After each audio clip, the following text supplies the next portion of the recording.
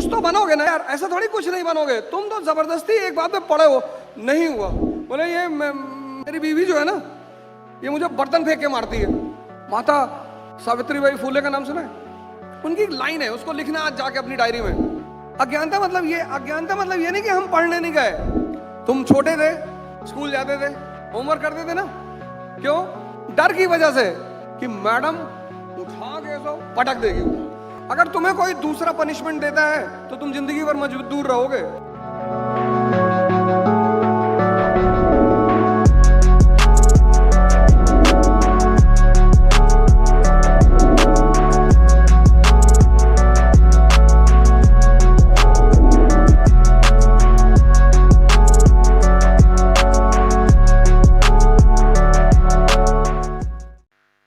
एक आदमी डाइवोर्स लेने गया अपनी शादी के 5 साल बाद।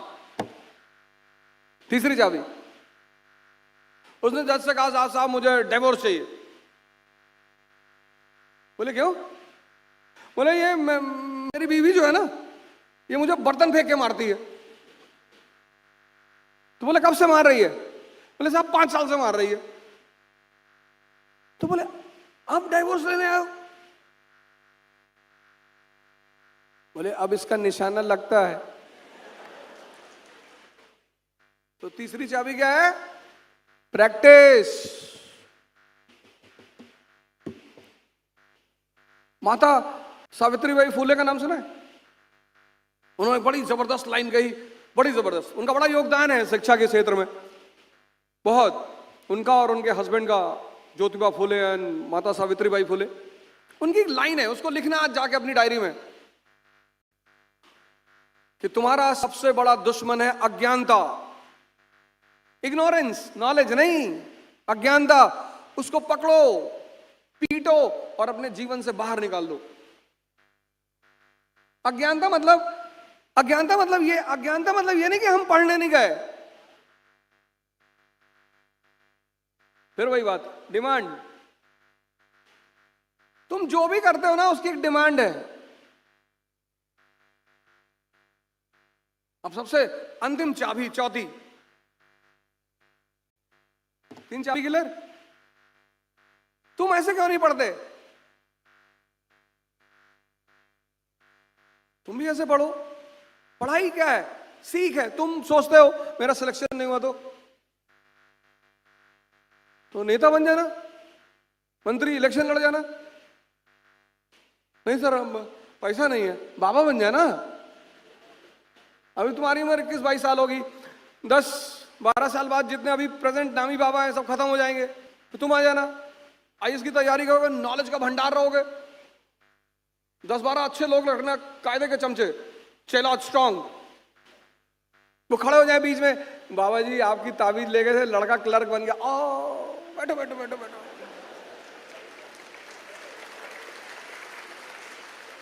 एक कोई इधर से खड़ा हो जाएगा कि बाबा जी वो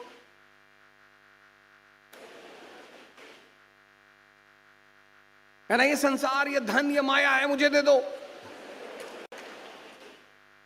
कुछ तो बनोगे ना यार, ऐसा थोड़ी कुछ नहीं बनोगे। तुम तो जबरदस्ती एक बात पे पड़े हो, नहीं हुआ।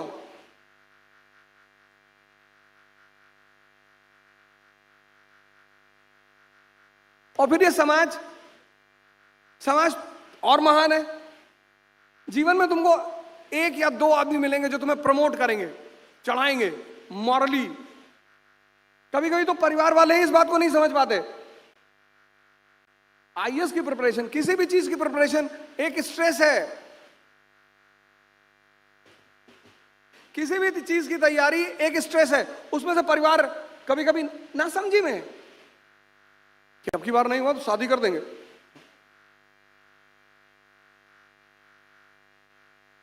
अब की बार कई सारे लड़के हुए। एक लड़का है रमेश, उसका 7th अटेम्प्ट में हुआ।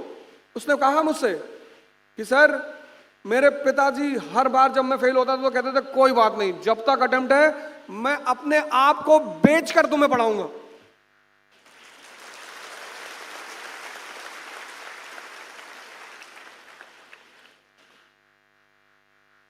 थोड़ा सा शेड्यूल बिजी था, नहीं तो हम उसको भी लाते। तुम क्यों डरते हो यार? डरना एक नैसर्गिक चीज है, ऐसा नहीं कि नहीं होनी चाहिए, नहीं है तो भी चेकअप कराना पड़ेगा कि हम डरते ही नहीं।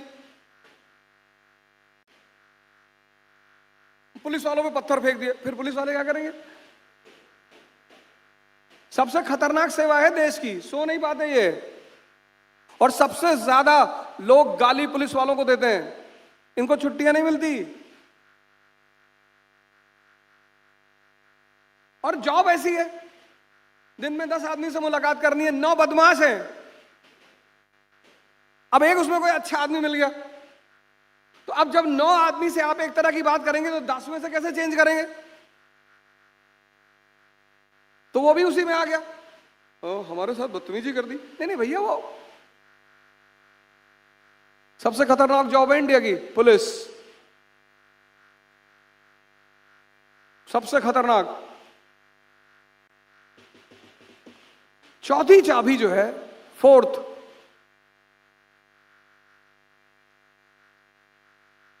क्या? तुम छोटे थे, स्कूल जाते थे, होमवर्क करते थे ना, क्यों? डर की वजह से कि मैडम उठा के सो पटक देगी, उठा के। और कितने भी बहाने बनाओ, कितने भी, मैडम वो दर्द हो रहा था मैडम, इससे कर लेते, मैडम इससे लिख नहीं पाते, मुंह से पकड़ के लिख देता आंसर। मैडम मैडम तो कुछ सुनती नहीं थी बचपन में। और तुम लोग के समय में तो टीचर गलत मारते थे, हम लोग के समय में उनका मारने का तरीका बड़ा साइंटिफिक था। यहां मारते थे एक्यूप्रेशर पे, कि यहां मारेंगे तो ये खुलेगा तुरंत, सारे एक्यूप्रेशर के पॉइंट यहां है। आज के टीचर तो यहां मार दिए, आंख की रोशनी चली गई। हमारे टीचर ऐसा नहीं मारते थे, यहां मारते थे, यहां कहते मुर्गा बन जाओ, जब आदमी वाला कोई गुण ही नहीं है तुम्हारे अंदर।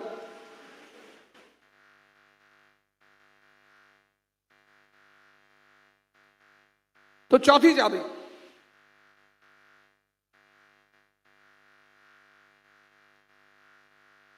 चौथी चाबी है दंड, पनिशमेंट। खुद को, अगर तुम्हें कोई दूसरा पनिशमेंट देता है तो तुम जिंदगी भर मजबूर रहोगे। खुद को जिंदगी में खुद को डिसिप्लिन करने का सबसे प्यारा तरीका है खुद को पनिशमेंट देना। एक 80 साल के बुढ़ा बुढ़िया, हेल्दी, स्वस्थ, जॉगिंग करते हुए, एक नौजवान उनको डेली देखता था कि ये 80 साल के बुढ़ा बुढ़िया ये डेली 10 किलोमीटर दौड़ते हैं। एक दिन उससे बर्दाश्त नहीं हुआ, उसने जाके पूछा कि दादा इतने हेल्दी हो, 80 साल पे दोनों, कैसे? बोले बेटा जब हमारी शादी हुई तो हमने ये डिसाइड किया कि जब भी झगड़ा होगा और जिसकी भी गलती होगी वो 5 किलोमीटर वॉक करेगा। बोले ज्यादातर गलती मेरी ही होती थी, तो मैं 5 किलोमीटर वॉक करने चला जाता था। अच्छा, बोले आप तो चले जाते थे, ये दादी बोले ये देखने आती थी कि मैं जाता हूं कि नहीं।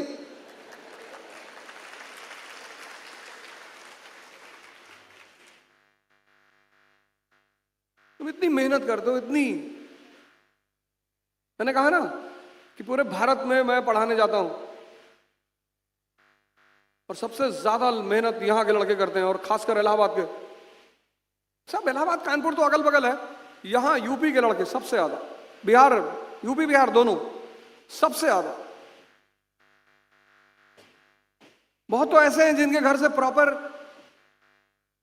पैसा नहीं है, खाना नहीं आता,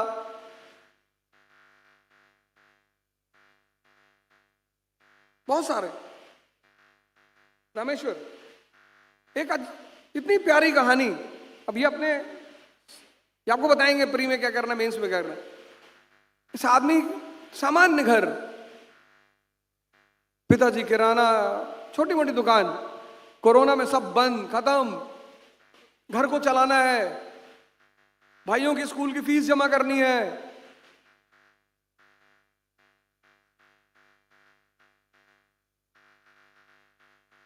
अब अब किराना को जो दुकानदार है उसकी अंबानी थोड़ी है कि 10 साल देश बंद हो जाएगा तो उसका घर चलेगा। वो तो डेली कमाएगा, डेली खाएगा, और सारा बोझ इस आदमी के ऊपर। पैसा नहीं है, कोचिंग फीस कैसे जमा करेंगे, दिल्ली पढ़ने कैसे जाएंगे, कितनी चुनौतियां, घर को संभालना, भाइयों को स्कूल का फीस जमा करना, अपनी तैयारी करना, घर पालना। तो इस आदमी ने कोचिंग में पढ़ाया, स्कूल की कोचिंग 11, 12 2 साल, इसीलिए 26 साल में सिलेक्शन हुआ, नहीं तो 22 में हो जाता, 24 में हो जाता।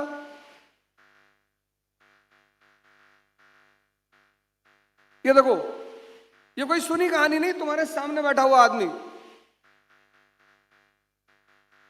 मैं जब भी किसी को बुलाता हूं तो मैं एक चीज का ध्यान रखता हूं कि उसकी जो बैकग्राउंड हो वो तुम्हारे लिए प्रेरक हो। 7 हसन,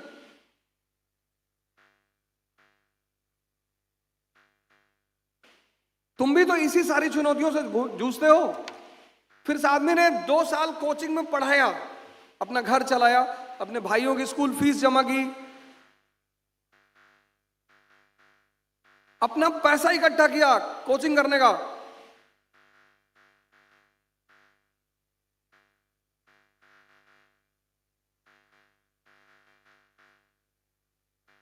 देखो, तुम्हारे सामने बैठा हुआ आदमी,